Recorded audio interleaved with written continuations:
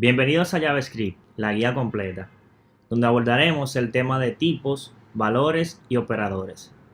Ok, los tipos son los tipos de datos que se pueden almacenar en memoria, es decir, son los datos que un programa puede almacenar.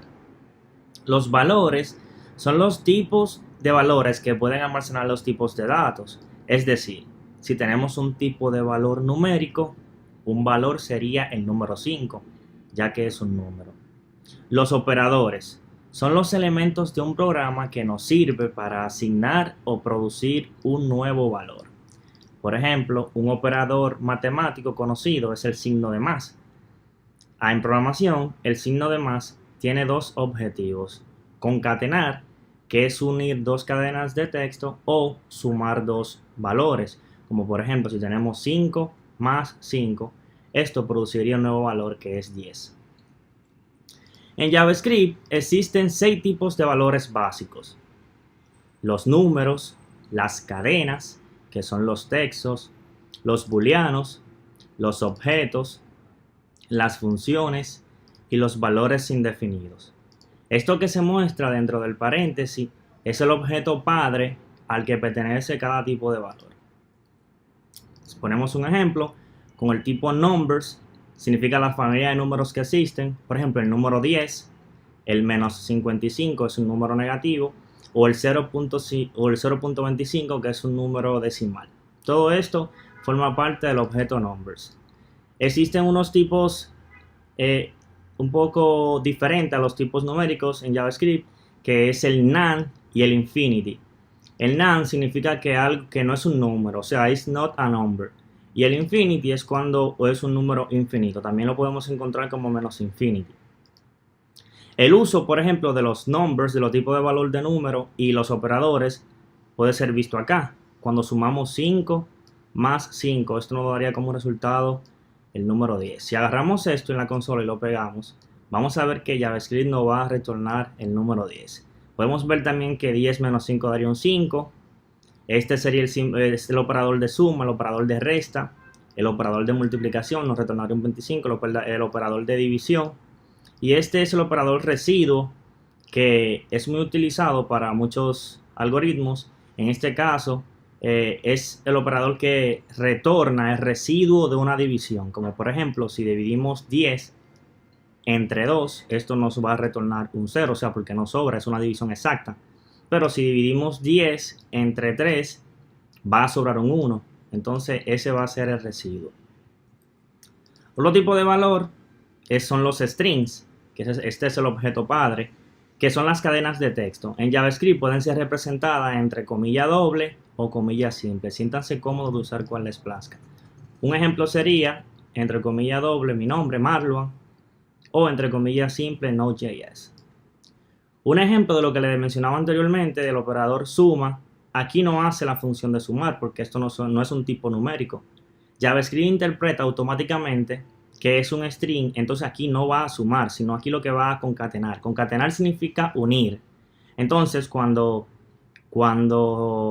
retornemos esto en la consola, nos va a unir ambos caracteres. O sea, se van a unir ambos y va a decir: hola, estoy emocionado por aprender. Están los booleanos.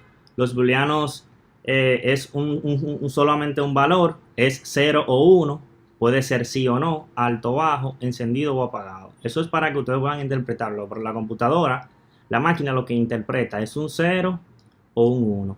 En JavaScript lo podemos ver como un true o un false. Un true vendría siendo un 1, un sí, un alto y un encendido. Un false vendría siendo un 0, un no, un bajo y un apagado. Existen operadores de comparación, como en matemática, para producir otros nuevos valores. Como por ejemplo, este es el operador y, este es el operador or, este es el operador menor, este es el operador mayor, menor o igual, mayor igual, el operador de comparación igual y el operador diferente. Como por ejemplo, aquí podemos ver que 1 es igual a 1, JavaScript no va a retornar un true porque es algo cierto. Más adelante veremos un paradigma que existe con el doble igual en JavaScript y el triple igual. Eso lo trataremos en otro capítulo del curso. Aquí vemos, por ejemplo, animal, que es un string.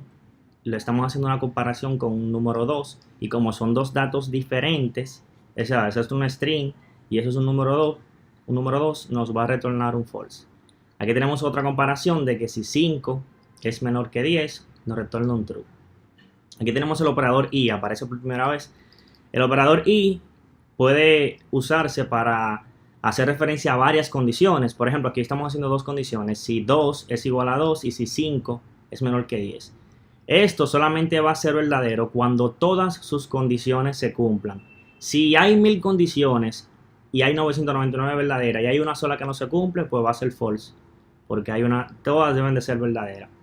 Al contrario del OR. En el OR tenemos, basta que una sola condición, una de las condiciones sea verdadera para que nos retorne verdadero. Como por ejemplo, aquí tenemos un true y aquí tenemos un false. Esto nos va a retornar un true. O acá, por ejemplo, tenemos un false, pero esa condición se cumple porque 5 es menor que 55, por lo tanto nos retorna un true. Tenemos los objetos, que es una unidad dentro de un programa de computadora que consta de un estado y un comportamiento. En JavaScript, los objetos se representan entre llaves y van acompañados de un key y un value, o sea, una clave y un valor. Como podemos ver aquí, por ejemplo, tenemos el key, la propiedad ID, que tiene como valor el 0013. Aquí tenemos, no solamente almacenan valores los objetos, sino que pueden almacenar también funciones. Como por ejemplo, las funciones las trataremos más adelante. Como por ejemplo, aquí tengo una función run, que tiene un estado que simplemente cuando se ejecute va a imprimir en consola, estoy corriendo. No se preocupen si ustedes no entienden esto, porque ya esto se va a explicar más adelante con más calma, para que se entienda mejor. También tenemos otro tipo de valor, son las funciones. Dice acá que es una sección del programa que calcula o ejecuta algo independiente al resto del programa. Es decir, una función es como un fragmento de código que se encapsula y funciona totalmente independiente del resto del código. Debe de ir acompañado de la palabra reservada function, un nombre cualquiera, cual les plazca. En este caso yo le puse myFunction. Luego debe de ir acompañado de entre paréntesis que pueden o no recibir parámetros. Eso lo aplicaremos más adelante también. Y luego va seguido de de llaves. Y dentro de las llaves significa todo el código que se ponga acá es código que va a ser ejecutable cuando se invoque la función. Invocar significa llamarle esa función. Acá, por ejemplo, tenemos un ejemplo, la palabra function, una función que se llama sayMyName, y recibe acá un parámetro. Parámetro es un valor que la función espera para poder ser ejecutado, para poder interactuar. Y recibe un parámetro que se llama name, y aquí imprime en consola el objeto console y la función log. Imprime, le pasamos hello, y aquí fíjense que estamos concatenando un string con el operador de más y el parámetro que recibimos del nombre. ¿Cómo se invoca? Acá abajo fíjense que estamos llamando la función, no hay que escribir la palabra function. Llamamos a la función y le pasamos un argumento. Cuando tú le pasas el valor a una función es un argumento, cuando ella lo recibe para utilizarlo es un parámetro. Si ejecutamos esto, vamos a tener como resultado hello Saúl, porque en este caso le pasamos el valor de Saúl, que es un string. Tenemos los valores indefinidos, que significa ausencia de valor. En JavaScript solamente existen dos, que es el undefined y el null. Cabe destacar que cuando se inicia una variable, que veremos eso más adelante también, y no se inicializa, es decir, no se le asigna un valor inicial, por default JavaScript le asigna un undefined a las variables. Acá tengo a tomar en cuenta que existe un operador que es diferente a los operadores que estamos acostumbrados a ver, como los matemáticos, que se llama typeof en JavaScript, que simplemente tú le escribes la palabra para typeof y a continuación de un tipo de valor, y él te va a retornar el tipo de valor de ese valor, valga la redundancia. Por ejemplo, si aquí ya hacemos un typeof del número 1, él nos va a retornar que es un number. Si hacemos un typeof de hello, nos va a retornar que es un string, así sucesivamente. Y aquí vemos, por ejemplo, si hacemos un typeof de function, de una función cualquiera, en este caso una función llamada hello, que no hace nada, esto nos va a retornar un function. Esto ha sido todo por este capítulo. Nos vemos en el próximo video.